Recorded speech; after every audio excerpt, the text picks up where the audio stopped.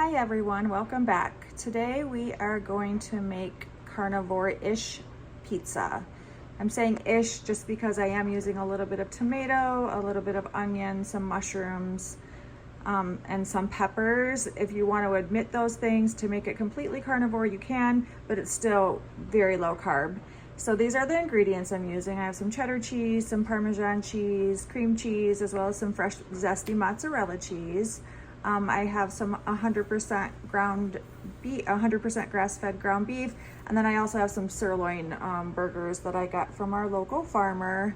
And then I have some beef butter to grease the pan, Italian seasoning, salt, pepper, and then heirloom tomato out of one of my friend's gardens, some fresh mushrooms.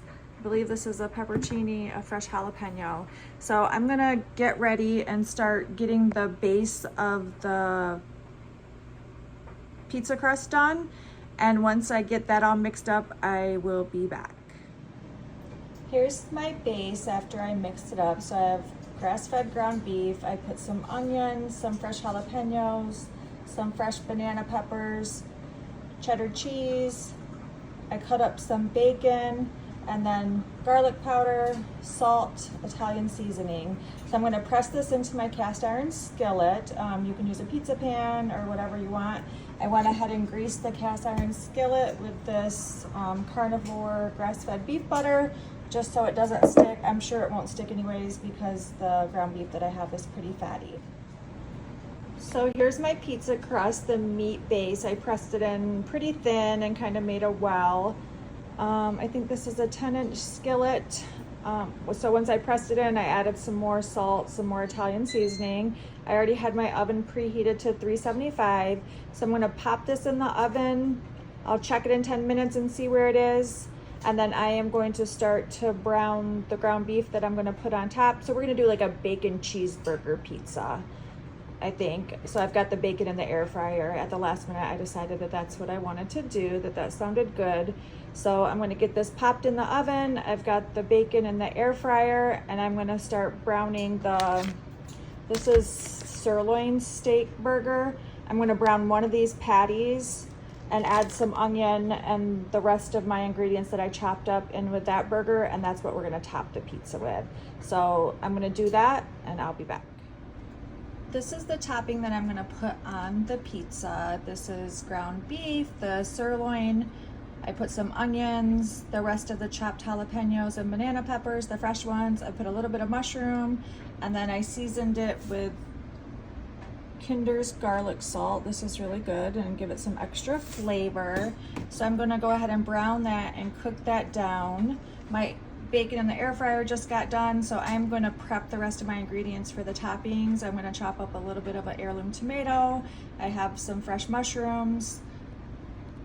I have pickled pepperoncinis and jalapenos that I'm gonna top it with, and then some cheddar and parmesan cheese. So I'm gonna go ahead and start cutting up those ingredients and prepping them, and then I'll show you what that looks like when I'm done. So this is my topping all cooked up. I turned it off, and I'm just gonna let this simmer a little bit. I'm gonna check the meat base and see how that's looking, and then I'll be back. These are the ingredients we are going to top the pizza with. You see I have very little, that's about 1/4 cup of tomato sauce, so very, very little, not a lot of carbs here. Definitely still a low carb style diet, but again, you can omit those ingredients. If you wanna make a white sauce, you can make a white sauce, like an Alfredo sauce or something, and that would be really good. So you can just swap out any ingredients that you don't want to have in the pizza. Super versatile. You can do many, many different forms of this.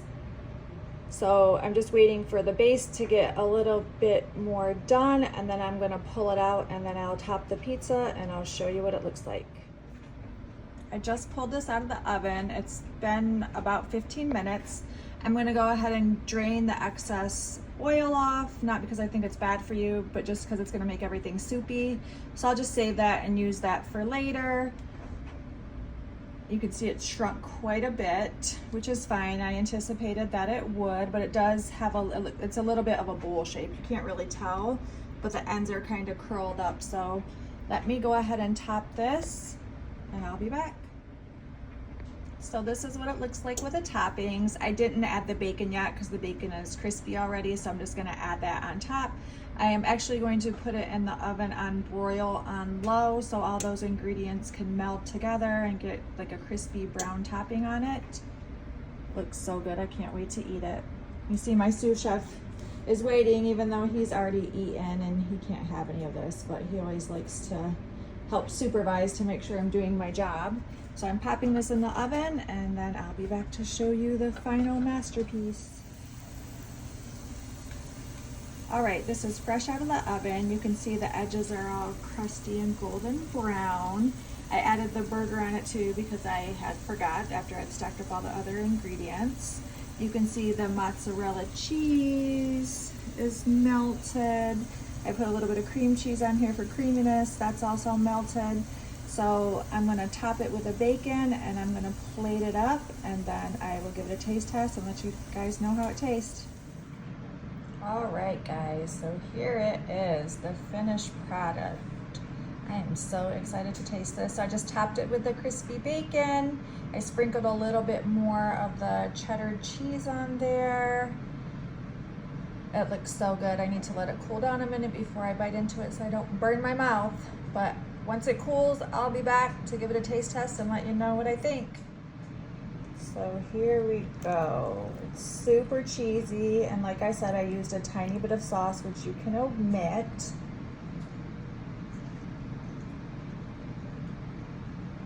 Oh my God, that is so good. I know I say that every time, but this is really good. You got that pizza flavor without all the added carbs. Super easy. I made it in like 25 minutes. It was very last minute.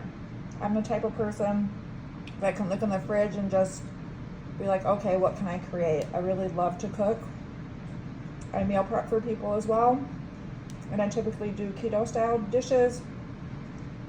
This is 10 out of 10. I will create a recipe in the description box. I really don't cook with recipes. I just kind of season and add accordingly to what it tastes like, but I will definitely try to recreate this recipe below for you. Again, this is Rachel Marie with Regenerate Your Health. Thank you for joining and I hope you enjoy. All right, just popping back in. I actually had my teenage daughter and her friend try it. They thought it was really good. They are not carnivore.